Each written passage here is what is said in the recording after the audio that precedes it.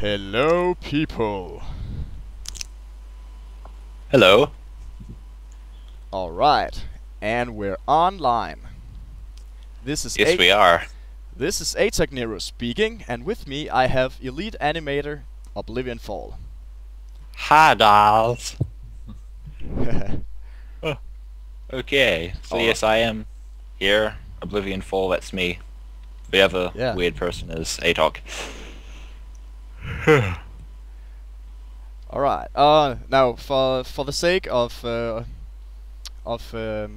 audio, clear audio, and possibly an upload to YouTube later on, I will not be playing music during the stream, except for the music for the animation. Okay. Alrighty. That's I have to admit, cool. I've been pretty excited about this. So have I, actually. Oh, been a bit scary trying to organize it because I didn't really know what the situation would be with my internet, because my internet has been angry with me for the last few weeks. Alright, I should probably mention to you that OblivionFall only logged in just 5 minutes ago. So, yeah, I was getting a little worried. Uh-huh. But yeah. Alright, I suppose a good start for the stream would be to showcase the progress I have in my animation. Yeah, because I haven't even seen it yet. Oh yeah, you should definitely see it. And I will be playing the soundtrack as well. You might even be able to recognize it. Here goes. Huh.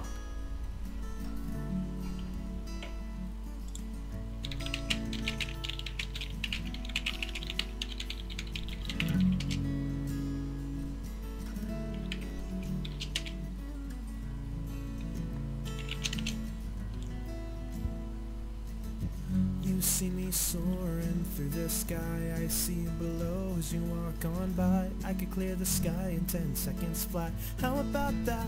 How about that? I could be sitting here on a Oh wow. That looks good. Thank Oh, you. I can't hear any music though. Ah. Oh, that's because you muted the stream to not have it, have the audio echoed. Yeah. But yeah. The music is the acoustic version of Loyalty. Oh. Hence the project title. I see. Is that acoustic, Brony, or? Yeah, and Mando. Oh yeah, Mando's good. Yeah. But let's not give away what we're talking about now. We should probably yeah, I think everyone is kind of excited to hear us talk about pivots. So let's talk about pivots. Yes. Let's start with something basic. How long have you animated for OblivionFall? Well, there are kind of two different ways you could look at it. You could say I've been animating for 6 years because I first started Pivot 6 years ago, but then again I took a break for about a year. Yeah. So more like 5, and I was only animating like on the internet for about 4 years. So it depends on how you look at it. I first started in 2006. My teacher at school actually brought Pivot to our school on a CD, like it had an installation CD. Nice. And the CD had all these cool graphics and stuff on it, which was cool. I've never seen that before. But so we installed it because he knew I was quite creative, and he said, "Hey, why don't you try and use this?"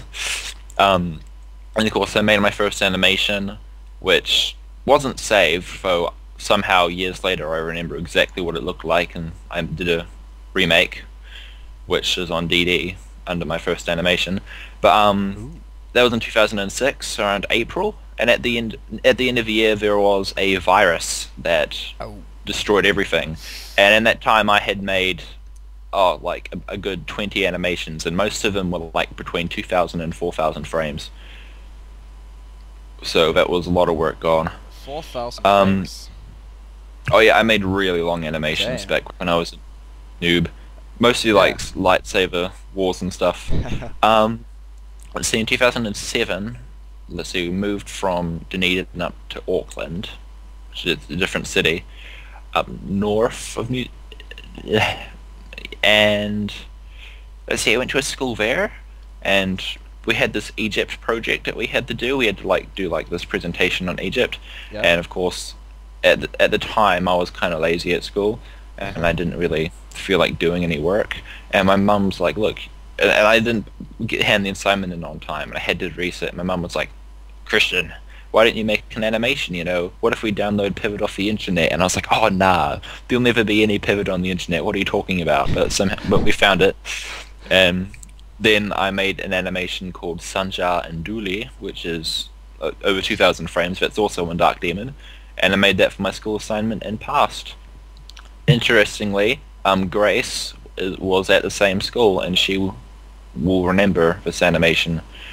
I made several other animations at the school, which Grace probably also saw me make with her own eyes. So, in a way, she was a fan of my animations before any of you. Oh. But, yeah, and of course, I found Dark Demon at the end of 2008. I found animation on YouTube at the end of 2007. My friend Elliot showed me in December. And that's when I realized that I sucked at Pivot. Because previously I thought I was good, and then I saw Dark Grenchler is his name, that Pivot Randosity dude, and then Pivot Master.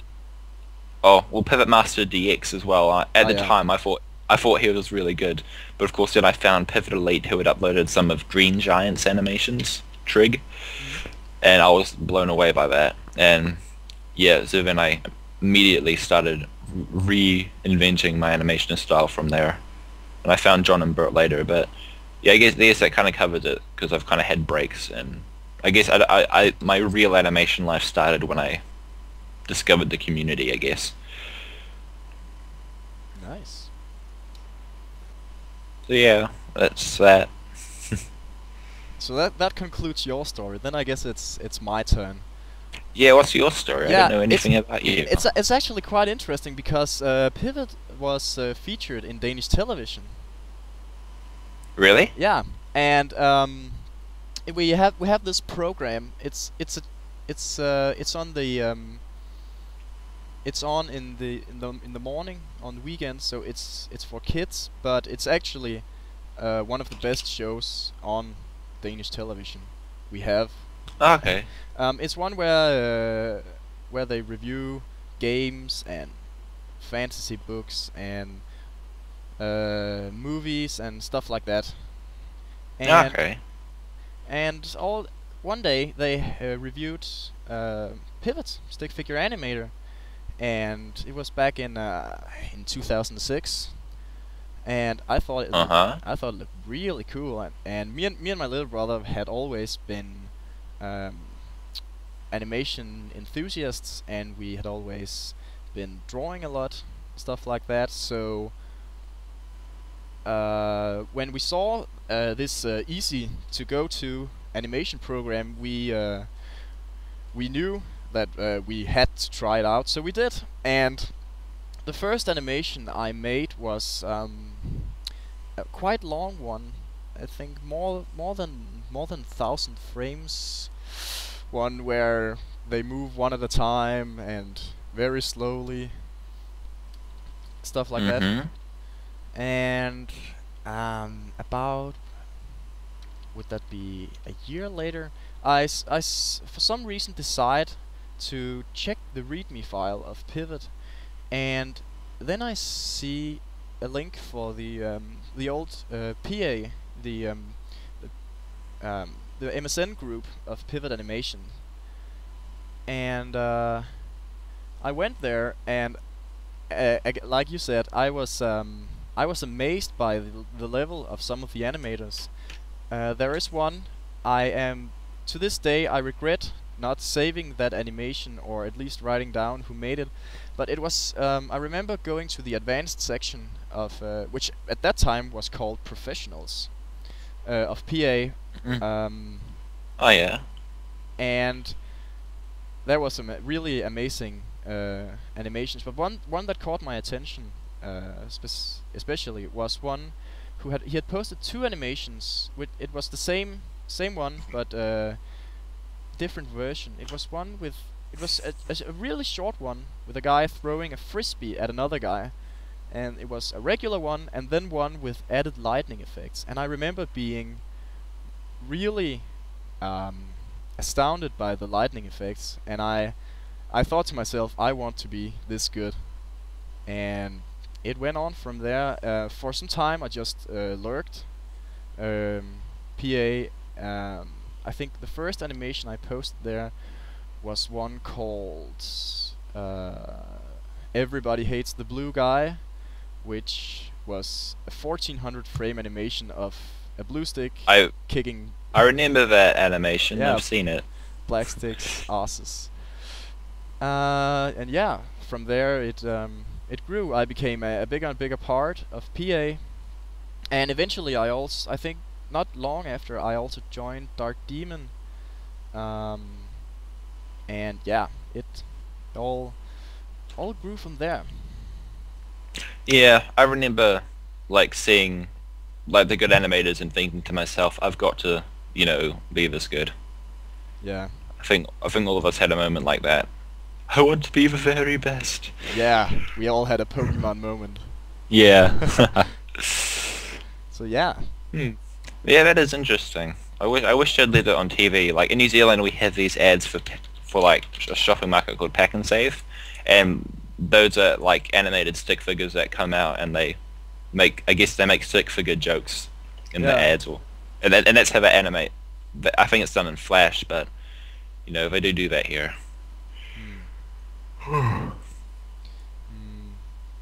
Yeah.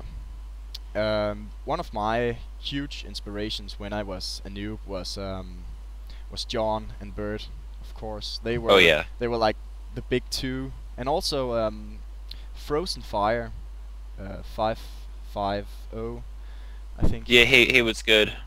When I first joined Dark Demon, he was one of my favorites. Yeah, he was one of the best animators of PA when I joined. He wasn't, if I remember correctly, he wasn't as active there, but he did post some very good animations from time to time. Okay. Yeah. I still have all of his. Like when I first joined Dark Demon in 2008, I like went on a downloading spree because I seriously, I was so ignorant in my younger days. I knew that. Let's see, I knew that there was a rank called Veteran. Like I vaguely knew about pivot ranks, but I didn't even know what Elite was until I joined DD, and I saw that they had an Elite section, and I thought, oh my gosh, is this better than Veteran? And then I went and downloaded pretty much all the pivs I could from there. Yeah. And originally I first joined DD because of Alchemist's Quarantine 2 animation, and he said that you could. I thought it would have been pivot free, but he said, oh, it's actually a pivot 2 animation, and you can download it at this website. And I went and saw it. I realized that, hey, this website's called Dark Demon. This must be the DD everyone's been talking about, you know? Yeah. Mm-hmm. Sure. I remember one particular moment where I felt really, really proud of myself was I was a while back when John made an animation. I don't remember which one, but he used a stick that I made, the Future City one, if you know. Oh yeah. And oh, is that the one that has like the weird-looking buildings and there's like those wires running between them? Oh wow, you made that. Yeah. Huh. I had no idea because I've used that before myself. Nice. Huh. Oh. Yeah, that. Well, that's mean. That must have been. Yeah, that was. Oh. Not a proud mother moment, but close enough. Yeah. It is your. You do sometimes feel like they are your children. These things we call sticks. Interesting. I'm just getting in droids. I want to see because I created like there's a stick of mine that I made ages ago that a lot of people use. I'm going in droids to see how many downloads it currently has. Let's see. Loading. Wait, that's the info. Where's the info? Author Pivotmaster CF. It's my old username. Vote score 39. Downloads 2,412,339. Oh, damn. Yeah. That is quite impressive, actually. Is that from droids? Droids. Damn, 2 million downloads for a stick. That's quite a number. I didn't even think there were that many people doing pivot animation. Then again, look, I'm looking at the Droids Mega Pack. That's only got 870,000. So I've got over like double that, or in fact triple almost, because 8 times 3 is 24. Oh. Wow, but yeah, I come across people on the internet using that. I haven't seen any good animators use it, unfortunately. Oh, yeah. A thing that saddens me a little is when I usually don't mind people like downloading my PIF files and using sticks from it, but it just makes me sad when I make for example, I made a dust effect for my oh yeah, for the Goodbye Dell animation that was oh yeah, that dust effect. Yeah, that was very heavily inspired, as in almost identical to the dust effect from Fancy Pants. Oh shit. The Fancy Pants game, Fancy Pants 2 game, if I remember correctly. Oh, I can see it now in my head. I never noticed that. But the thing is that people downloaded it and used it, and even though I made it as a just insert and you're good to go effect, I still see people using it wrong, and I can see how that's annoying. Because the effect that I uploaded that had 2.4 million downloads, there are actually 2 parts to it. Like, it's kind of like special effect, and there's an orange part and a red part that you have to use at the same time. Yeah. And I put it in a sticker pack, and somebody else uploaded the orange part on its own, and that got 2 million downloads. And the original that had the orange and the red inside my sticker pack didn't get anywhere near as much attention. So yeah, everyone's using it wrong as a result, which is kind of annoying. Yeah. You see, you're building a street there. Yeah. The scene here. Wait, hang on. If you haven't seen, I should probably just send you the storyline. Okay. Oh, hang on. I need to first log in. All right, here we go. This should be the one. Nope, that was not the one. This one. This here, I will also just put it in the live stream chat for everyone else to see. Is an overview of what is going to be going on during the entire project. The entire project is split into 7 animations because of the length. This one is part 2, the verse, and the part I'm animating now is wait, hang on, I'll just open the link meanwhile. It's a little down the page. It's just after he says 10 seconds flat, and then he walks out. This is the part where he walks out in front of a bus, and I'm going to have him walk from the sidewalk and out towards the center while zooming in on him, indicating that the view is from the nice ringtone. Hold on.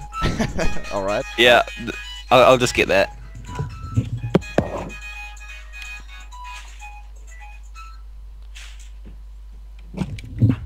Sorry, that was my alarm.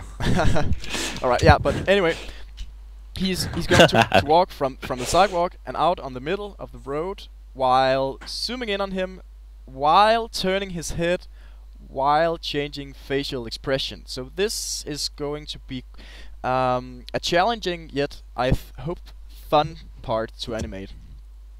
It shouldn't be too hard. I mean, like, yeah, like facial expressions and stuff, having them turn can actually be quite interesting. Yeah, but while zooming, it's I hope that it's not as bad, because I think the zoom will conceal some of the misplacement that is almost unavoidable when doing the facial head turn and yeah, stuff like that. That is true. You gotta be careful with zooms.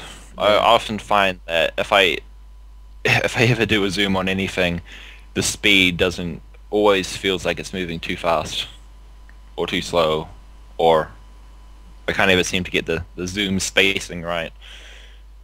Because obviously if something's getting bigger as it gets closer, it gets bigger faster. Yeah. So even if it's moving at a constant speed, you're going to have to, in a way, use a form of easing as you zoom. Yeah. Because if you increase by the same number of I guess pixels, or well, you know how the default size is 100. If you increase by the same number each frame, it's gonna look like it's slowing down. Yes. If you, yeah. And the same if you decrease, it's gonna look like it's speeding up because of relativity. Yeah. It's displacement relative to size. Yeah. While we're at it, let's talk about some challenges we have faced in our time of animation. Oh yeah. Why don't you go ahead? Well, apart from procrastination, there are some. Yeah. I have actually. There are a couple of, I guess, memorable moments I guess I've had in my, or I guess specific challenges. So what happens when you set yourself a task that is too big? I guess probably one of the most annoying things, I guess, or most difficult or time-consuming things I've ever had to do would have been my HHS Collab animation, the one that I never finished, like most of my animations these days, unfortunately. Yeah. But yeah, the scene with the yo-yo, which I saw someone in the live stream ask me if Last Full of Crimson got me elite. It was actually Last Full of Crimson and the yo-yo animation put together. So I made the yo-yo animation as a veteran and Last Full of Crimson as an intermediate. But yeah, the yo-yo animation was difficult, but it was actually the camera movements that were really annoying, because the ground is made up of a good, I don't know, somewhere between 7 and 11 sticks. And of course, I'm in the middle of all these like big 3D movements where all of his arms and legs are also separate sticks, and I've got the yo-yo string and blood particles and stuff flying around as well, and having to move everything by the exact same number of pixels in the exact same direction. And when on some frames you're moving up to 30 or 40 pixels at once is very time consuming. Yeah. Thankfully I have my spacing stick, which I mentioned in a tutorial, which was really useful. I don't know if I'm not sure if you know exactly what that is. It's basically I get a I don't think I know the term you're using, but I might have used that technique. Go ahead and explain it. Basically, I create a line which is exactly 100 pixels in length, and I make it so it's one thickness. And basically, for my camera movements, what I'll do is if I've got a detailed background and I want everything to move in the same direction by the same number of pixels, yeah. I will create the movement using the stick. I will turn it round to the angle I want it to move on, and I will shrink it to the size. And because the length is 100, it means that the size of the stick will be the number of pixels. And so I do that, and I place the origin where the stick is, and then I'll move the stick up to the end where the dynamic handle is, and I'll do that with everything, and I can create camera movements like that. And I had to do that in this case, so of course I had to go back and edit camera movements at certain points, which was very confusing. Because what I usually do is I create using a transparencies program. I set the scene in the main window, and then I go into Stick Figure Builder and make the window of Stick Figure Builder transparent, and I make a stick figure with all segments dynamic, that where all the handles match those of the scene. so that when I move and resize the scene, I will place that handle stick, and then move all the then first use that to indicate the movement and zoom, and then I will move all the other sticks, the sticks of the actual scene, so they align with their respective handles. I haven't actually have an example because I've used it in this animation. Okay. Hang on, I will just add this. I have some point. I'll just put this there. During this part here, you can see the tree here actually consists of a lot of stick figure types, and so in order to move it and zoom it without anything going all wobbly, I created and let me see if I can find it on this never-ending list. There. Tree connector. This figure type here will I see. all of the handles. So if I resize it and move it around, I just resize and move around the other sticks appropriately. The only requirement is that this is that all the other ones are at the same size. Are the same size. Yeah, they are at 100. They're all 100. Yeah. Yeah. I see. So that's cool. So it's like my idea that you create a new stick for each movement. Well, I guess each camera movement you need a different stick, but it's more efficient than mine. Yeah, and it's that is cool. I find it very useful. Yeah, it would be. It's like that with Pivot, isn't it? Like, Pivot forces you not only to create creative animations, but you have to come up with creative ideas for how to get around headaches like this. Whereas if you had Flash, you could just move it all. You could like select all or whatever. But I guess that is that's one of the something I like about Pivot, to be honest. Yeah. One of the it's the beauty of it. Kind of its charm, I guess you would say. Yeah. Charm is a good word. So, can I see the mouth? Like the mouth sticks you did for the talking? Because I've never really. Yeah, this took some time, but it actually weren't that hard. Well, he's giving her the look, man. yeah. Oh, you should have seen the haha, hey girl. Oh yeah, but the mouth movement were the only it wasn't actually that challenging. It was just very time consuming because I had you can see here every figure type here consists of 3 sticks: the tongue, the teeth, and the fill.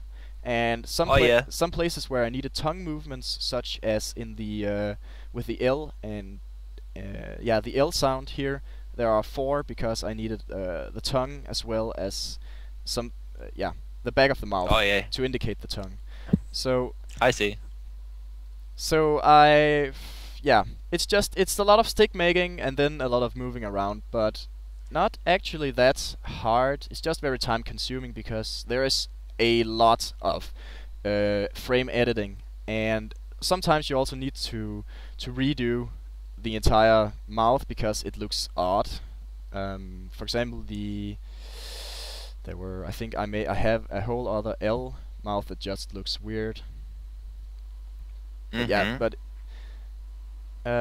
this mouth type for S and T sounds, so it goes like te.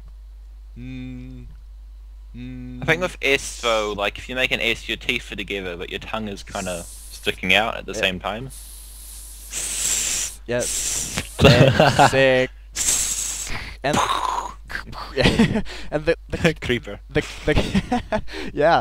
and the K sound was a little challenging to just first get my head around how to do, but yeah, but then I made it like this and it worked. O gives itself away, and then we have the N and L sound, which it looked odd until I did the tongue part, and it's for one frame only, but it adds that little thing. Yeah, like I remember when you played through it that first time, it did add quite a bit. Yeah. But as seen though, my OCD is a bit weird about this. The tongue, like in the frame where you have the tongue, like and if the frame previously, if you go to a frame previous, like the color of the tongue is same color as the back of his mouth on the previous frame. I remember earlier it was like a lighter red. Yeah, the lighter red one is the one for his color. This one I could make a sort of an extra segment for the back of the mouth, which would go here, somewhere around here. I'll do that if I deem it necessary after I've done the rest. I don't think it's that important. It's just the L and N sound really needs the tongue. Yeah. And then well, fair enough. Then we had the F became very exaggerated. Oh wow. when you look at them at a glance, but during the play, I've always been wondering how to do that. Yeah. It's actually good. I first started trying to do F noises after seeing Leo and Satan. Yeah. From Oni and G. Those animations are creepy, man. Yeah. Especially the one, I think, is it Batteries, where he just dies? Oh, you have a battery one. Yeah. But the rest of the Ouija board's kind of creepy as well. Yeah. This, the F one was a sort of challenge to me, I think, because I couldn't get it all right, and then I just added the extra frame and just resized it, and it added that bit that was needed, and it at a frame rate of 16 frames per second, it syncs very well with the music, the song. So yeah. I see. Cool. Faison asks if I animate it based on the syllables. I guess I sat with a little mirror and looked on my face as I said the line out very exaggerated, and yeah, it's I guess it would be a syllable by syllable flat. Yeah, have you, I don't know if you've seen it, but there's in terms of, I guess, talking, have you seen that that guy, whatever his name is, like G Bear Do Tits or something? He's he does animation analysis for a certain cartoon show. Yeah, I have seen a couple of those. Have you seen?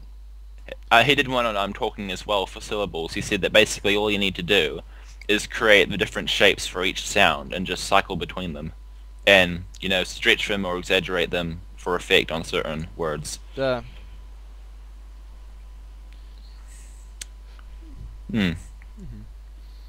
So should we move on with the questions, or? I think we should. Animating philosophy. This is a good one. How do you how do you approach an animation? What method do you use? How do you get started? I guess to begin with, I don't really know. I just kind of did whatever I felt like. But it's kind of weird. Generally, when I go to animate something, I try and I usually like plan everything out in my head or on paper or something along those lines. Yeah. Before I do anything. Though, yeah, when I animate, usually what I do is I'll just get the key poses down. I always make sure I have a good starting pose, because the starting pose will, I guess, as I've mentioned in my my little tutorials from ages back, it will kind of design it'll set the tone for the movement in a way. It'll like, I guess, set up what the movement's going to be like, and so I kind of get that. I don't know. I just focus on poses first, and then what I do is I'll just create some poses, and then I'll go through and I'll just click back and forth through the frames, and I'll look at the spacing on each individual limb, like his hand and his elbow and his knee and etc. And I'll just look through and I'll make sure the spacing is consistent. If there's any acceleration, I'll try and keep it consistent and stuff. And yeah, like, I guess I'm constantly, whenever I like finish an animation, I always just play through it and look at each individual handle and segment and make sure that the movements are constantly consistent and that there's no shakiness. And if there is shakiness that I can't get rid of, sometimes I'll cheat with 3D. Like if it's too difficult to recreate the whole movement, I'll just create a 3D stick and cheat by, I guess, shortening his limb. Like let's say on one frame it sticks out too far, I'll just shorten it to get rid of the shakiness. Sorry, I'm afraid I must depart briefly. It is time for my little sister's birthday thing. All right. I will be back soon. I'll try to be very, very fast. All right. So I will entertain the crowd meanwhile. Yeah, keep them entertained. I will. Run. All right. All right. See you soonish. See you soon. Oliver asks, Janus, do you like Oliver? Of course I like you, Oliver. I like you all. Alright. Alright.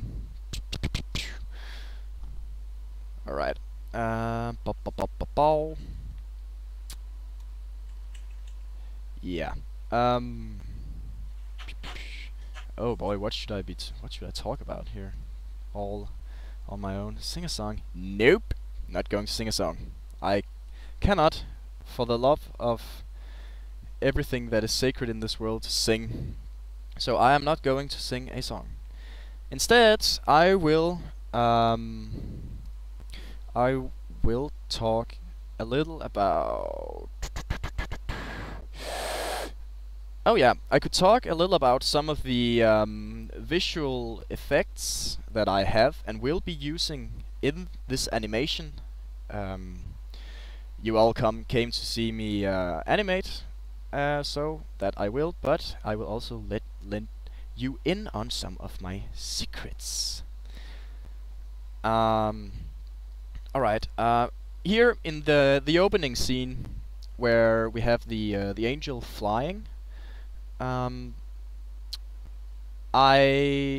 make the clouds look lighter, because they look really bulky. To make them seem lighter than they are, I made one cloud go in front of the angel and make it sort of transparency. And I don't know if you can see this in the stream, but the way I did this was I put the cloud behind the figure, and then I put those generic circle transparency thingies in the places where the curves were supposed to be, in front of him.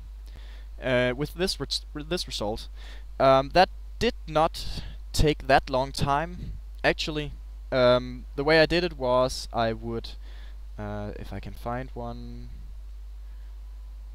here, I would make the transparency ones a very distinct color, and then align them with the cloud, and then recolor it afterwards. Yeah. That way, I make the clouds look very light and very puffy, instead of the huge block of concrete that they would otherwise look like, and can look like sometimes. Some of you may have been thinking about the wings. The wings are just one stick type. Hang on, I will just show this on a blank frame. His wings. It's not actually that complicated a stick. The feathers are rounded for two reasons. One reason being that I was kind of lazy and didn't want to make them pointy-ended, but the other reason, and maybe the main reason, is that it's the softer look of the rounded feathers fitted better with the overall theme of this animation. So yeah, I went for a softer look for the feathers. I know there is someone, I don't remember exactly who, but there is someone on DD who made a very detailed wing stick type, but I didn't want to use that one because it was yeah, windy. All right. But yeah, as you can see, it is just you have like a skeleton of a 2 segments skeleton of like I guess you could call it a sort of arm here, and then all of the feathers, the long feathery things here, are connected. I have 3 or 4 connected to each point here, and then some down the line, and only one here, and then 4 down here. Yeah, right now I am at 129 frames. And with this one, no wait, 128 with this one not counting. And this animation is going to be 350, somewhere around that, frames long. After this scene, where the boy walks out, it zooms in. It will cut to a 128 frames. Yeah, it will cut to a side view, a side view of the road, seen from with the camera positioned behind the girl, and we will see a bus ramming the boy down. Boom. Yeah. The verse of the song is around 20 seconds long. It is somewhere around 350 frames for this segment. The entire thing, however, is going to be somewhere around 2600 frames. But hopefully some of the other parts of the project will be somewhat easier to animate. This one has a lot of different things, like it has the time-consuming stick making of the mouth movement, it has the turning, zooming, fading thingy here, and yeah, and all the stick making of the main figures and such. Another visual effect that I will be utilizing a lot throughout the entire project is the colors. As you can see, the colors during this part of the animation are very desaturated. They are almost all gray. And then when it transitions into what is a flashback, the colors become very bright and vivid and fully saturated. And I use this to emphasize the difference in her emotions. This animation is about the girl and her emotions. And the colors will indicate her emotions. The light colors from her flashback, from the happier time when the guy, her boyfriend, was still alive, and the desaturated gray color of the present where she's alone. Sorry. Welcome back. Welcome back. Yeah. So I've just You're welcome. I've just been I've just been explaining the visual effects that I have used so far, and I will use throughout the animation. In terms of colors and using saturation of colors to emphasize the things that I want to show in the animation. So I'll have to see that when I watch it later. Yeah.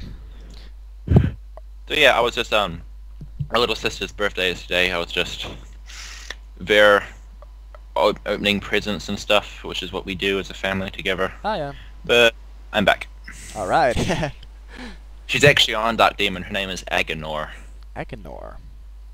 She posted some of her animations a while back. I think she's 12 now. Anyway, that's irrelevant. Irrelevant? That's irrelevant. But I have. Irrelevant. But I have all the qualifications. Uh-huh. Don't listen to him. He's lying. Ha ha ha ha ha. This is all very unbearable. Okay. It was just a funny little pun. Anyway, Ridiculous. I believe it was my turn to talk about my animation method philosophy. Well, basically, what drives me at the moment when I animate is music. I listen to music and I get inspired. Music inspires me, and so far the latest 4 or 5 ideas for animations have been spawned off music and will rely heavily on the soundtrack. This animation goes with the soundtrack. It is named after the soundtrack. Loyalty, it's called. I have another small projects which I have actually already made a sort of, I wouldn't call it storyline because it's not that much of a story. It's really more a fighting animation. Uh-huh. But it's actually I have 2 in sort of the same style. One called The Rush, the other called Life as We Know It. Both based on dubstep tracks by Alex S. Uh-huh. I see. Mm-hmm. Yeah, I get animation ideas inspired from music as well. There are a couple of songs that when I listen to them, I just get visuals in my head and I think, oh my gosh. Yeah. So, usually with more epic, like Yeah. fighty kind of things. I also enjoy listening to Two Steps from Hell. Oh, Two Steps from Hell are very good. Yes. My girlfriend recommends them to me a lot. They are really good, and hang on, I just need to. Oh no, that's too much. The colors sometimes they just won't get right. Oh no, that was wrong. But Yeah. when listening to Two Steps from Hell and also just epic music in general can sometimes help boost. I think yeah, boost your level of inspiration. Uh-huh. Certainly does. I always feel like I need to go out and achieve something in the world after listening to music like that. So, well, Pivot is a good start because I don't have to move from my chair.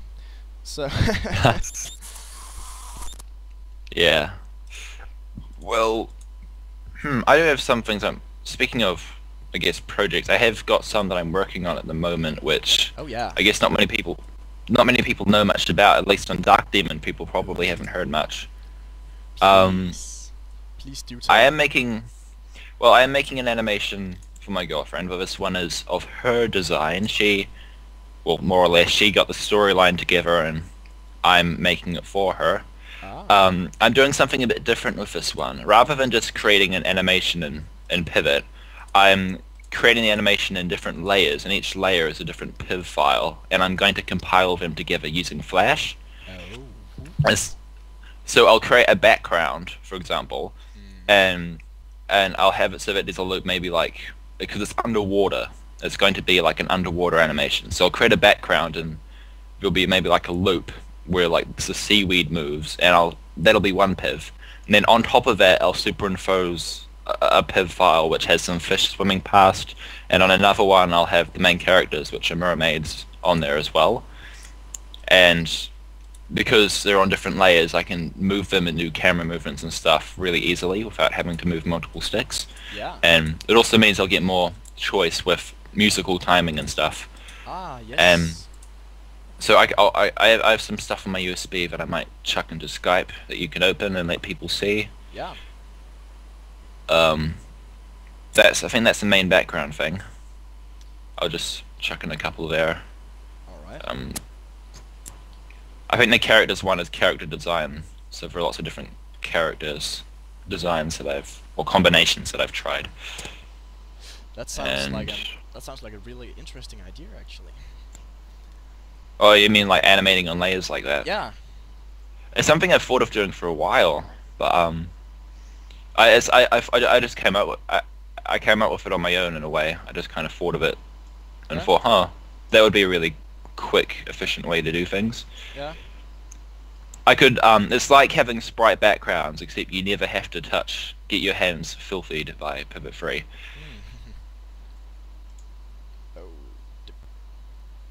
Because you get instead you're just using Flash, which is nice software. Oh, I think they are. Whoop! Here we have it for everyone on the stream to see. This is by OblivionFall, and oh yeah, I can notice some slight water refractions in the highlights and such. Quite. Yeah, that's me just changing the thickness on the refraction. I think the chat box is exploding. Hold on. Yeah, I know the shading on the ground is probably, I guess, the biggest asset of this. But if you pull it apart, which you have permission to do, it's actually just a bunch of sausages which I've placed over top of each other. Great idea. And I've just moved them around. And look, I wasn't expecting, like, in my head I had pictured something like this, but I didn't think it would end up looking this good. But I find that if you do... Yeah, go ahead. If you do get a bunch of sausages and try and make a 3D ground like that, it is a lot easier than you think. I thought it'd be really hard, but I actually kind of ended up pulling it off quite well. Yeah.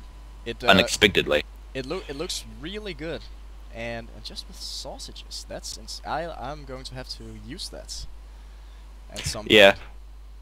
Now the seaweed is missing because this is the refraction piv, so this is going to be at the very back of the layers. Yeah. There's another one that has seaweed, which in the original piv I have the seaweed on there, but I've put a seaweed on a separate piv file because they're going to be moving at the same speed, so that way I only have to do the refraction once. Alright, okay, this is the characters. Yeah, if you play through it, it'll change. There are 16 different combinations I thought of. That it switches through. I think if you go to the one that we're going to use is if you pause it, if you go through the frames, I'll find the right one. It's the one where the girl is green, the guy is purple, and they both have concave tail designs. Concave. That's the one where it's pointing inwards. Yeah, that's it. All right. Go back one. Oh, back two. One more. Back one more. There we go. That's the design we're going with. Alright. Looks good. Yeah. And then... I'm not... Then we have this one. Swim Loop. Yeah, I haven't quite finished it, but I've started working on the movements for it. Looks quite fishy. Yeah, it's a bit shaky at the moment, but it's just a kind of thing that I'm going with. I'm going to move the body next and try and do the hair. But and then I'll just... Yeah, it's definitely something... I don't think I've seen that before, using just a lot of different pivs and then using Flash to move it around. Yeah, I haven't, but I think it's safe to have it a little bit shaky because on the first scene, at least where I use that particular loop, I'll have them shrunk, and I'll use a tween to move them forward, and they'll automatically be moving their tails, which is, you know, time saving rather than actually having to do camera movements and everything all at once, as well as moving the tail while they move forward, which would be so hard. That would be a lot of work, indeed. Mhm. So yeah, that's the details on my upcoming project. I guess a future project I'm working on is a Celtic themed one, which involves a dragon. Oh. That's quite a while away actually. It's going to be a lot of work and potentially several thousand frames. But of course, I'm always thinking too far ahead with things like this. Yeah. Speaking of dragons, I actually have a whole list of animations that I someday plan to do. I have one here. This is the document where I just write down the small ideas I get. I have one here called Dragon Rider, which was inspired by whoop whoop at 2 Steps from Hell. Based on the name, sorry, the name makes me think of Aragon. Yeah, but yeah, the soundtrack is a 2 Steps from Hell track called the same, Dragon Rider, and it's just something. Guy runs around, punches some dudes, jumps off a cliff, and at the break of the music, he lands on a dragon and flies around, and it breathes fire, and he has a sword and stuff, and everything is poison. I mean, oh yeah, that'd be so cool. And then I have Back to Basics, which might have been done before, I don't know, but it will start off with something like your everyday veteran animation thingy, and then all of a sudden the character will be thrown through a sort of portal thing and go into a sort of 8-bit world, and where he will be a default Pivot 2 stick. Huh. And then he has to fight his way back to the portal to get back to his real Fight self. his way back to the top. Yeah, fight his way back to the top with all of the nublets holding him down, or trying to. Huh, that's actually quite cool, because I've always thought of doing a default, evolving into a higher being, but I've never thought of doing the reverse. So you could that's very original. So it could be something like the more the more defaults he smashes, the more complicated he gets, and to make that fluid transition between the default and his old self could be a challenge, yet it could also be very entertaining. So what if what if by the end of it, during the fights, he, I guess, gets his skull back while he fights them, and maybe by the end he realizes he doesn't need to go back through the portal because he's got himself back already through the hardship he struggled. That would be something like that. So then he's going through all this fighting to change himself back, but through the struggle and stuff, he actually ends up evolving anyway. Yeah. Like character development or something. I don't know. Yes. And then that could be cool. Then we have this one. Constantly playing video games is an animation idea I came up with while listening to a sort of chiptune dubstep music piece. In which there is a lot of chiptune video game sounds in it. So the main idea would be that we see this guy who positions himself in a chair, grabs a controller, turns on the TV, gets ready for playing, and then at the drop of the song, there is a girl saying constantly playing video games, and that would be his girlfriend or something appearing in the door. Oh yeah. Rolling her eyes, saying constantly playing video games, shaking her head, and then the drop hits, and they would be like this fantasy swirly flowy thing through a slew of different video games. He would be running through a platformer, jumping while slapping on some armor and grabbing a gun, and then going. Then suddenly he'd be like Halo or Minecraft or something like that. And there's you gotta put a creeper in there somewhere. Yeah.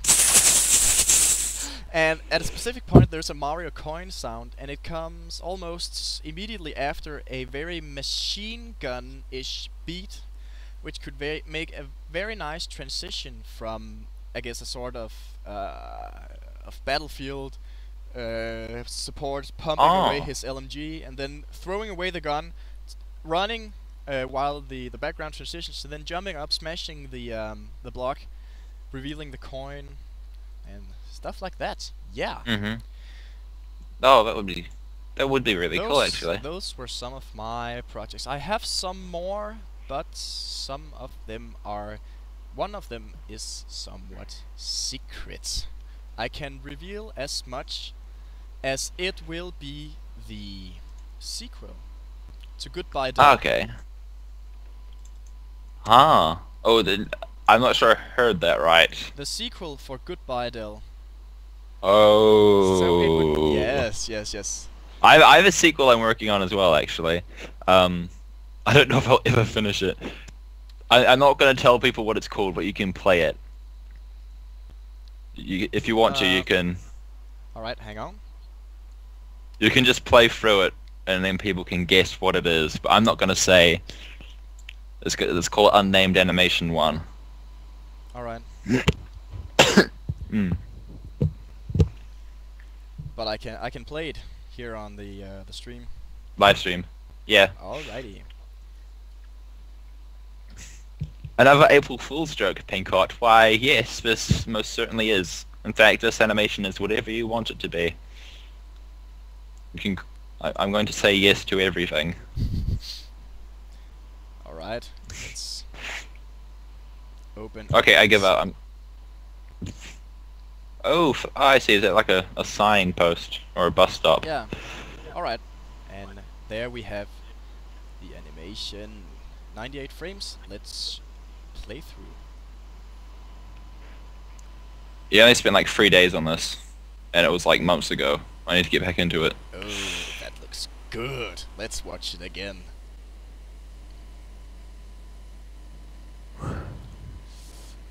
Yeah. Oh yeah. I like those lighting effects. I like the clouds at the start though. It's kind of hard. On the computer I'm currently using, it's kind of hard to see. Yeah. They are quite subtle. But yes. Yeah, I guess on my computer they're more easy to see. My screen brightness isn't as bright. But yeah, it looks really good. Can't wait to see this. Thank you. I actually did the first scene last year. Yeah. That's how lazy I'm being with this. But yeah, that's a potential upcoming project. I hope that I can finish that someday. Nice. Hope so. Well, we all hope so too. Yeah. I have too many ideas for my own good. I used to have like a list of like 30 animation ideas that went missing very conveniently. Alright. So how does Pivot fit in your life at the moment then? Yes. As you all know, I haven't been producing very much lately, and that is mostly because of school. I have been going to... I don't even know what you would call that in English, because the school system in Denmark is different from England and USA. But it would the grade I'm in would be around the equivalent of, I think, 12th grade. And I think I'm... Sorry, continue. And right now I'm in the middle of my final exams. So after that I am done with school. Then I will have a year where I will be working, earning some monies, maybe go travel, and hopefully get more time for animating. Okay. And after that I plan on going to a university, studying either math or software development, something like that. Okay. Well, currently Pivot doesn't really fit into my life at the moment, with school and everything. Also because I'm not in much of a moment. I guess when I like the anime, it's sorry. I kind of need like. I guess I focus best when I'm like locked away from the world and total seclusion. Yeah. Though this year I've been sharing a room with someone called Liam. Yeah. Who you probably, I don't know if you've heard of him. I don't think I've mentioned him much. But no, you didn't. Yeah. Which is okay. I was in the new house that we moved into. My mum was supposed to be getting a sleep out built, but the builder disappeared, and so me and Liam have been kind of stuck in the same room all year. Oh.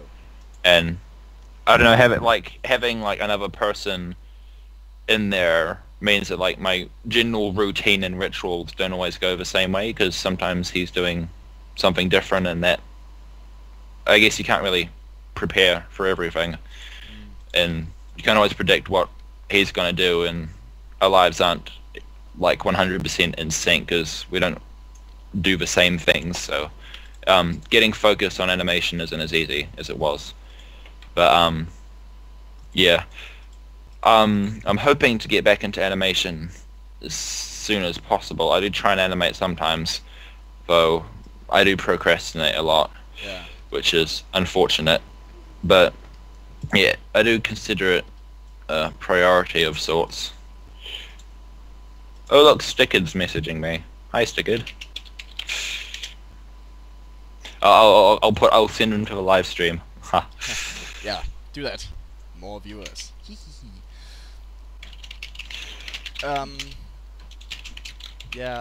Someone asked how old I was. I am 20 years old. Birthday in February. Uh-huh. How about you, actually? How old am I? Yeah. 17. Oh, I'm turning 18 early next year. alright. Stickard wants to know what underwear I'm wearing. Black. Mine is blue with different colored thin stripes. Actually looks really boring. Alright, on the list of potential subjects to talk about is where we are from. Someone may not know. Some does, some do not. I live in New Zealand, actually, which is, I guess, a small country tucked away at the bottom corner of the map, kind of. I imagine it is. I know it's south. I'm from Hamilton originally, but I live in Auckland at the moment. Alright. And that just about covers that. I don't know what else to talk about. I guess I did live in Dunedin for a few years. And the fact that you live in New Zealand and I live in Denmark was kind of a problem when trying to get this stream to trying to get this organized, because the time difference is really not a huge help when trying to figure out when to do the stream, because when it's morning for you, it's evening for me, and the other way around. Right now it's around 8 in the morning for you, I should think so. Yep, it is 8:09. Yeah, and it's 10 in the evening for me. So so being able to do this was, yeah, almost a miracle, you could say. Yeah, I guess so. Yeah. Yeah. Yeah. 11 p.m. We have people from all around the globe, it seems, watching the live stream. Yep, 11:09 p.m., 9 p.m., 23:09 p.m., which is the same as 11 actually. Yeah. Denmark we use the 24-hour format. Oh yeah. I don't know. I was a little in doubt what to write. I had to write because I think for Pacific, the stream started at noon, but I wasn't sure if it was 12 p.m. or 12 a.m. And through extensive research on Wikipedia, I found out that either thing was actually not all correct, and instead you would just say 12 noon or 12 midnight. Okay. So yeah. So, school. Yeah, we briefly mentioned school. Well, yeah. Your school. Yeah, my school. How about you? 17, that means you are... I'm in, well, we call it year 13 here. Yeah? I don't know if that's grade 13, but it's basically means I've been in school for 13 years. Let's see, I think I do pretty well, I guess. Yeah? For some reason this year, school has actually seemed really laid back for some reason. But, yeah, I guess school's been, it's not too hard, but I probably should be working a bit harder than I am, but I guess I'm doing fairly well. I've got exams in 2 weeks, actually. The week after this. And I think it's only practice exams further out. The final exams are at the end of the year. In the future, I will probably be going to an animation school, I think. Nice. I did a 1-week course not too long ago. I made a 3D animation there, which I posted on my YouTube. Yeah. And yeah, we are going around other schools as well, because that was one school called Lifeway College, but we're also having a look at others as well to get a feel for which one's best. So yeah, basically I plan to get some kind of animation diploma or degree and then work somewhere, I guess. Maybe work for Weta, or if Weta's too serious and not creative enough for me, I might find somewhere else, but that's generally the idea I'm going with. Sounds good. Well, I already talked a little about my planned career-ish thing. In school, yeah, you could say I do quite well.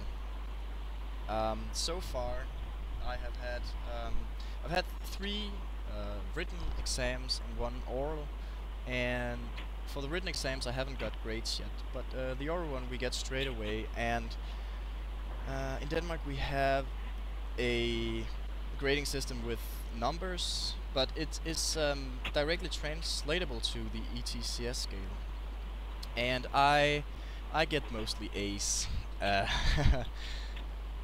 I'm not going to lie, I get A's. Okay, that's good. Yeah, that's good. Okay, well, sorry, I'm a bit tired because obviously I'd just woken up when I got on Skype, like literally. Yeah. So I see you've got your people subtle movements going on there. Yeah, the initial movements have to be very, very small on this part, because the boy is going to start walking slowly out on the road, and I guess the girl would take maybe a small step or slide one of the feet slightly forward, but staying in place. And yeah. So how are you gonna do the bus coming out? Like, is it just gonna appear out of nowhere? Yeah, I'm going for this scene, when I have the movements down, I'm going to make it zoom in, starting from I think when he takes his first step onto the road, and thus indicating that the view we see here is from the front of the bus, and then in the moment where it hits him, I cut to a side view where we see the bus actually hitting him. Oh. Oh yeah. So that's how I will. I see. And after that, I will cut to a front view of the girl in, I guess, a half total, where you can see her face with facial details and some of her body. And I'm going to have her do a very shocked. Make sure you get the sadness in her eyes as well. A very shocked and sad expressions, and then having. I'm not quite sure how to make this yet, but I know I figured something out. And then then cut to inverted colors, with like a sort of glassy crack coming out of the entire thing, like the entire window, the entire screen, the scene shatters with with the shatter originating from the place where her heart is. And then I will have the pieces fall down, and then for like the transition to the next scene. Oh, that is actually that's gonna be so good. Yeah, I hope so. If you can pull that off, I will eat your babies. In a good way. In a good way. All right. Then it's all right when it's in the good way. Oh gosh. Yeah. But yeah. I think people asking when the next live stream is. It's funny because we have a day off school. I think we have 2 days off school this week. Oh, what days? Tuesday and Thursday. Oh, Tuesday. That means that would be Monday evening for me. Oh, no can do. I have an exam Tuesday morning, so I have to use my entire Sunday and Monday. Oh, studying, yes. Study. Oh, fair enough. It's okay. What else though? That's fine. After that, I have a whole week before the next exam. So yeah, I think I've got Tuesday and Thursday, I think. So by then, I know I should definitely have internet in my room by then. On my computer, at least. Alright. Oh look, Stickers in the chat box now. Oh yeah. You know, he wants to come on, by the way. He wants to say hi to everyone. No,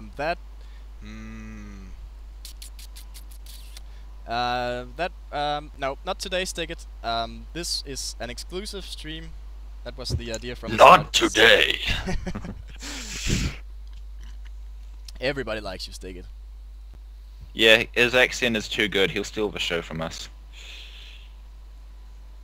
Oh well. Is it time for the big reveal? I think it's time for the big Hang on. Yes. Don't hate us. Will they though? Before let's just say, everyone on live stream, we love you. We love you very much. Hi, after party. Yep. This is one of out of 8 backgrounds it has been cycling through. You haven't been able to tell because I have strategically placed the pivot window to cover everything so far. But yes, OblivionFall and I both enjoy watching the show My Little Pony. Yep. Now you know. That is true. I guess the way it's kind of weird explaining why. I guess I don't know. You know how like with Disney movies, how it's like. I mean, in a way, it's kind of kidsy when you watch them, but at the same time, you don't have to lower your standards at all. you can still enjoy it and be a kid without having to lower your, I guess, animation standards or other standards in general, you know, to do with voice acting and the way it's written. And, you know, there's nothing wrong with that, I guess, especially because there's lots of different kinds of humor. Obviously, Pinkie Pie, a lot of her episodes, humor's kind of like Animaniacs, you know, the kind of crazy fourth wall breaking stuff, but then you've got other kinds of humor as well. Yeah. Characters. I just have to interrupt you here.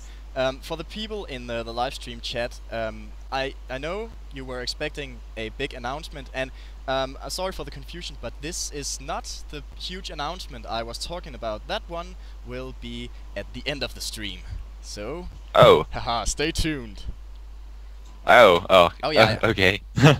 you had me confused there. I thought this was it, you know. Oh no, this... Oh no. You haven't seen anything yet. I have an announcement that for anyone animation interest, I don't know if I have any non-Dark Demon or non-PA people watching, but for all the people here who animate with Pivot, the announcement is going to be very relevant to your interests. Oh. Yes. I did not get possessed for a second there.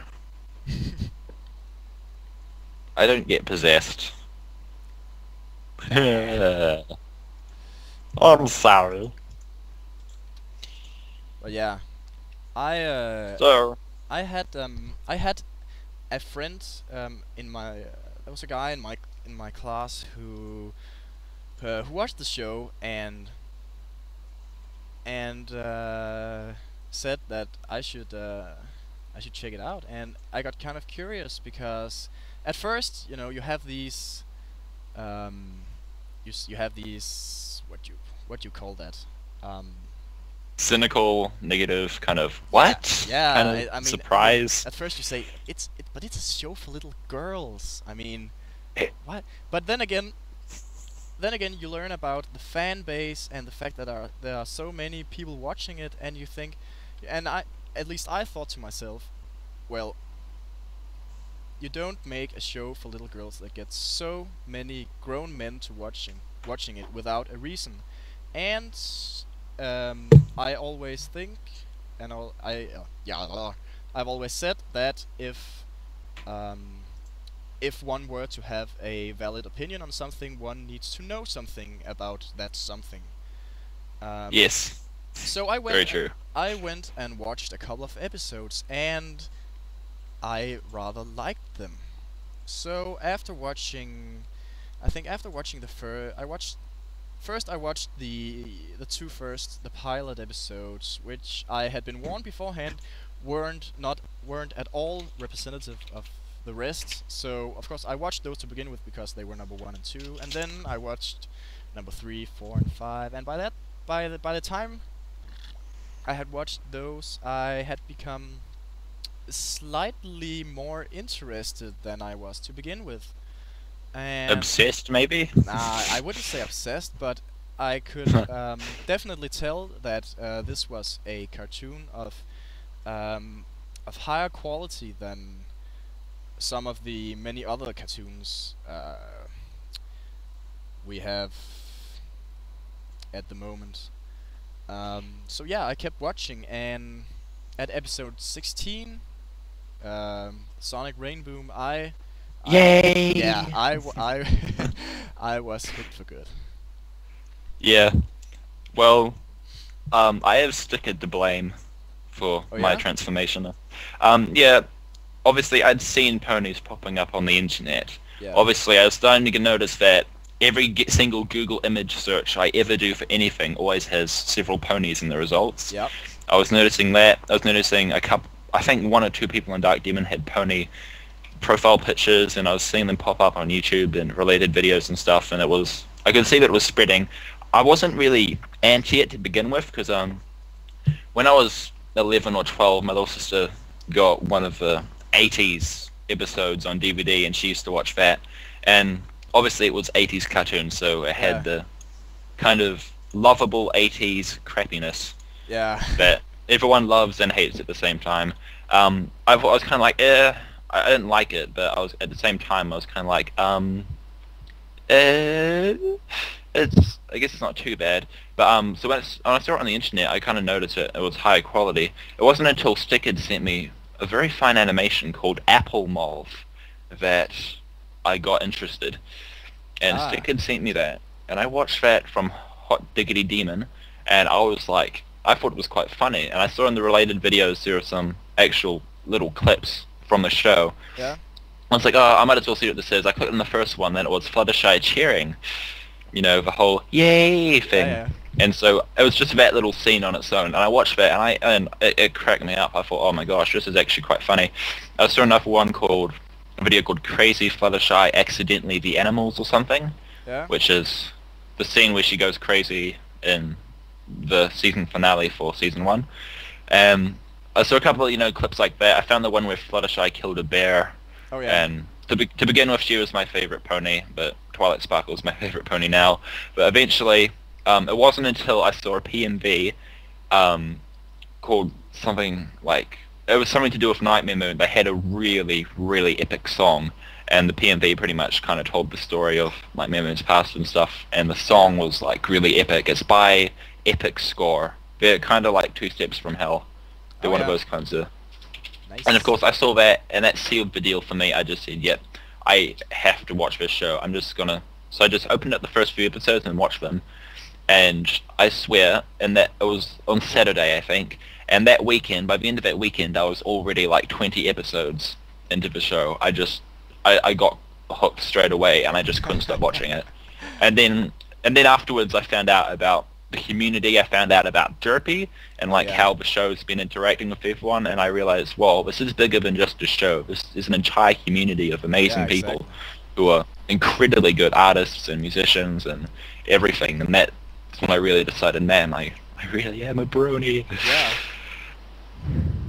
Yeah, I also got really as I got more and more hooked on the show, I also found out more about the community, and I especially there are a lot of brony musicians that I really enjoy. Alex S and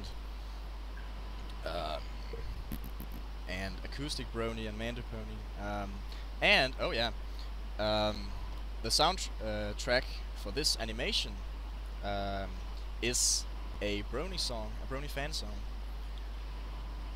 So, yeah. And I recently purchased a Balloon Party, and it is really good. Oh, I want Balloon Party so bad. Yes, you I'm gonna. It's probably gonna be the one album that I actually pay for legitimately. Just because, yeah, you have to support these causes. Can't help it. Yeah, it's funny. Do you ever listen to Everfree Radio? I have. I enjoy them very much. I haven't been. I haven't that much actually. Oh, because I listened to all the episode reviews, because they've interviewed Tara Strong, Ashley Ball, Andrea Libman. They've also interviewed, I think, Will Anderson, the score composer for the show. And in the interview, like, they had Mando Pony and Final Draft interviewing him, and he actually, in the interview, the composer for all the background music for the show mentioned that he actually really enjoys Mando Pony's music and that he's been following his stuff on YouTube. Oh. And Mando Pony has a lovely little meltdown in the interview where he's like almost crying from joy. Like, oh my gosh, Will Anderson likes my music. But yeah. I mean, that's just another example of how the creators of a show get involved with the community and stuff. Yeah. Like, because you always hear about how, like, the animators and the script writers are sitting there on Equestria daily while they work. Yeah. Which is quite amazing, really. So, favorite pony, eh? Oh, this is a tough one. I'm one of those who believe that one does not simply choose best pony. One does not simply walk into Tartarus. No. But if I had to choose, I would probably choose Pinkie Pie, I think. And can you explain a little? Like, well, it's just what is it about her? Her cheery random playfulness always, well, it's just, you really can't watch an episode where she's in and not crack a smile every time she says something. And her smile song is probably my all-time favorite song from the show. It always. Oh yeah, it is quite a good song. It always makes me smile, even on days when I'm feeling down or just not.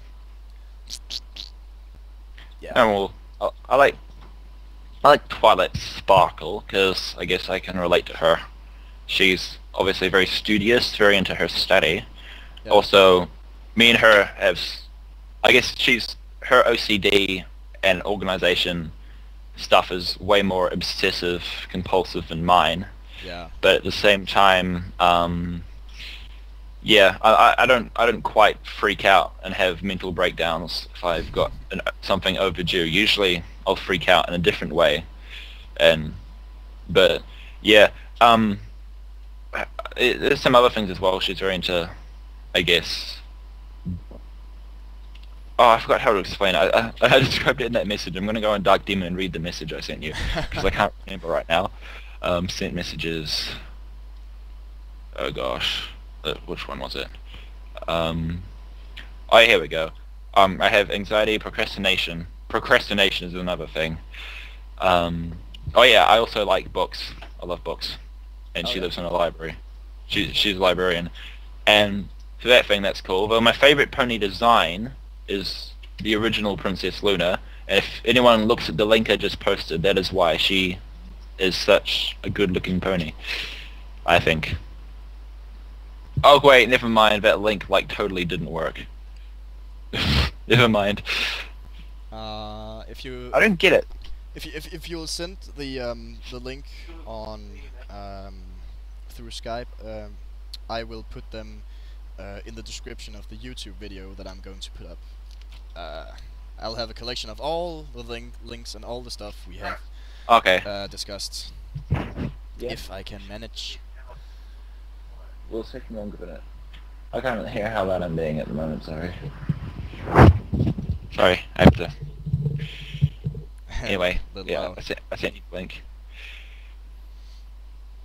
But yeah. Cool. So, I can't be too much longer, I do have to go soon. Alright. How much time are we talking about here?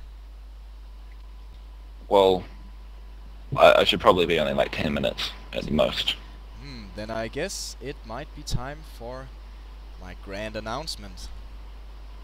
Okay. And this I have been I've been looking a little forward to this because I'm a little excited to see how this is going to be received by the Pivot community. And all right. Well, here goes. I, AtokNiiro, am starting a large-scale competition for Pivot animators. The prize, you ask? There will be 3 winners of the competition, and each of the winners will have me as their personal mentor. Dum dum dum. And all of the losers, I will eat your soul. Sorry. Yeah.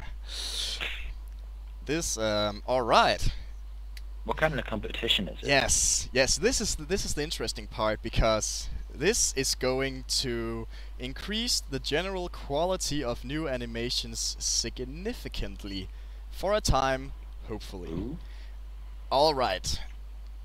What you have to do is the following. You must make a 250 frame animation minimum. There is no maximum, but it needs to be 250 frames minimum. And the the purpose of the animation is to make something that does not involve fighting at all, as I am doing now with loyalty. Ooh. Yes. How do you win? You do not necessarily win by making the best animation. You win by making the one that wows me the most with originality.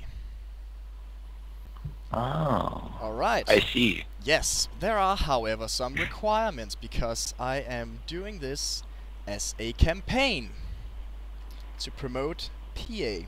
So in order to participate, you must be a member of PA. You can go to PA and make an account and wabadiba. Alright, yeah, you must be a member of PA, but not only that, you must have an animation thread in either beginners, rookies, or intermediates. What about me? I've got one in advanced. Well, tough luck. Aw. You get no mentoring. I hate you. And you must have over 25 posts in the forum. This is this is a part of a campaign to increase the activity on PA, as well as gain 3 students for my new Atok tutoring program. I see. Also, you might want to put some effort into your posts instead of just spamming the off-topic section, because if I, by some chance, cannot decide between 2 animations in a rank, I will look at that post to see how he or she contributes to the Pivot community. So, be a good member, be a helpful member, make an original animation, and you're good to go.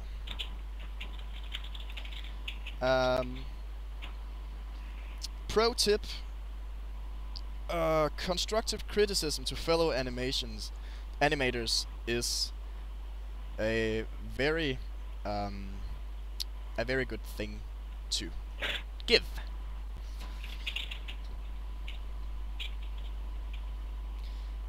Mm-hmm. Yes, and as I said, Yeah. there will be 3 winners: 1 in beginners, 1 in rookies, and 1 in intermediates. And I will mentor each of the winners until they rank up, meaning that if you win, I will personally make sure that you rank up to the next level. Yeah, you can make an animation anyway phase if even if you're not eligible to participate. You are very, very welcome to make an animation. In fact, I might even make a collab out of the animations. So, alright, I should probably have some requirement then. Alright. For the animation, you will use the standard dimensions of Pivot 2, which is, I think, 506 times 415. Mm-hmm. I think so. And your animation will be minimum 250 frames long. I have not yet set a due date, but you will be given reasonable amount of time to finish your animations. Now, the hook for the people participating in the live stream is that you are given this information first. You are the first people who get to know this. The official competition threads will not be posted until in a week or something like that. So you are a week ahead, maybe even 2 if I cannot fit it into my schedule with exams. So get started and make something original.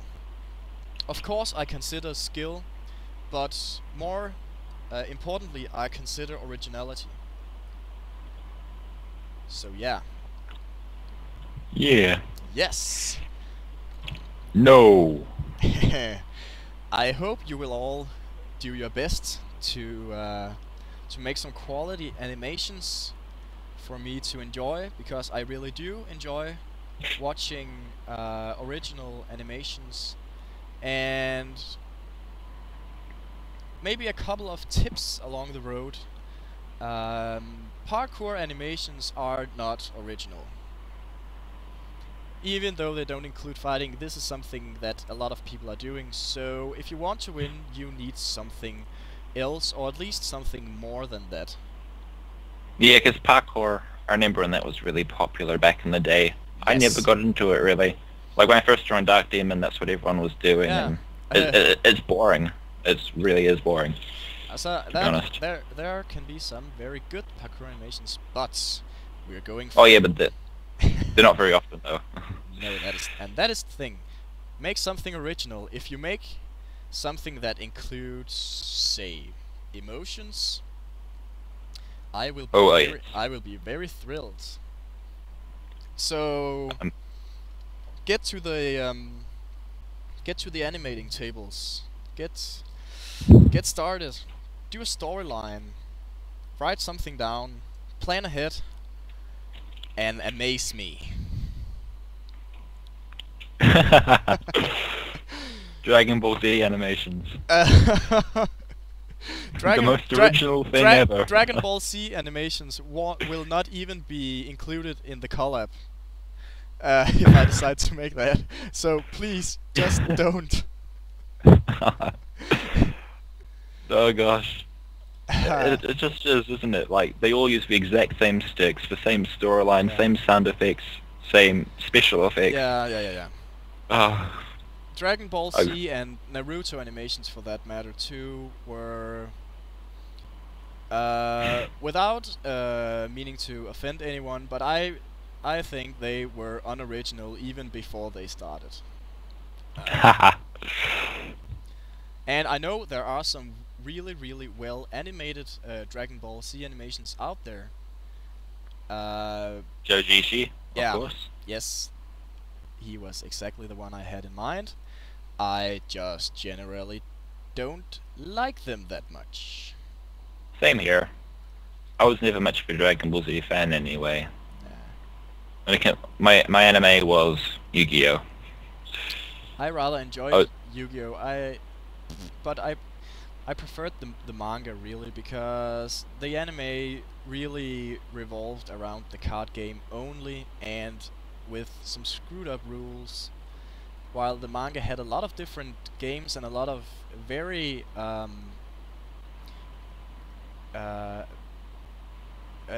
mind-twistingly ingenious ideas. I've never seen the manga, to be honest. At least in New Zealand. I've never really heard about it that much in New Zealand. So I guess the anime got more attention. Yeah. I guess it did. Oh, also Zoids. Zoids Chaotic Century and Guardian Force was also amazing. But that was in 2002 though. That was quite a long time ago. So yeah, I kind of have to go about now. I should start saying my goodbyes. Yeah.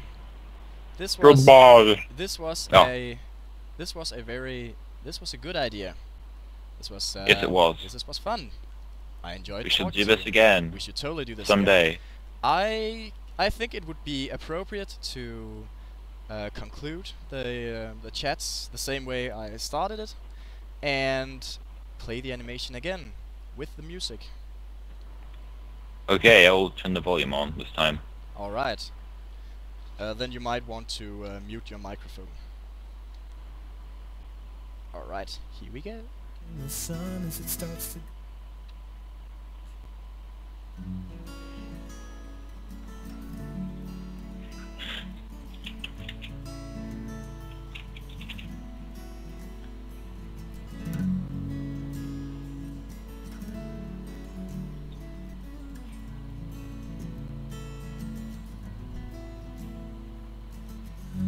see me soaring through the sky, I see you below as you walk on by. I could clear the sky in 10 seconds flat. How about that? How about that? I could be sitting here on a cloud watching the sun as it starts to go down. But yeah, that is goodbye. And thank you, OblivionFall, for participating in this special episode of my live stream. Yeah. Well, thank you, OblivionFall. And thank you for having me here. This was an honor. As people know, AtokNiiro was a big inspiration of mine when I was starting out. I remember seeing Goodbye Dell in 2008 and thinking, holy damn, this guy is one of a kind. Because that was creative fighting right there. Creativity and fighting are not something you see together very often. Thank you very much. And thanks to everyone who has been participating in the live stream. Your creative and your creative comments in the live stream chat has been a joy to read, even though we have not been able to answer all of your countless questions. I don't know if Magic is mad. But that's not a question for us. No, no. So yeah. Well. Goodbye for now, and take care. Yes. You take care of yourself. Goodbye, Atok, and goodbye everyone else. Goodbye, Oblivion. It was fun. Goodbye. Hope to see you again here someday. Yes. You too. Ciao.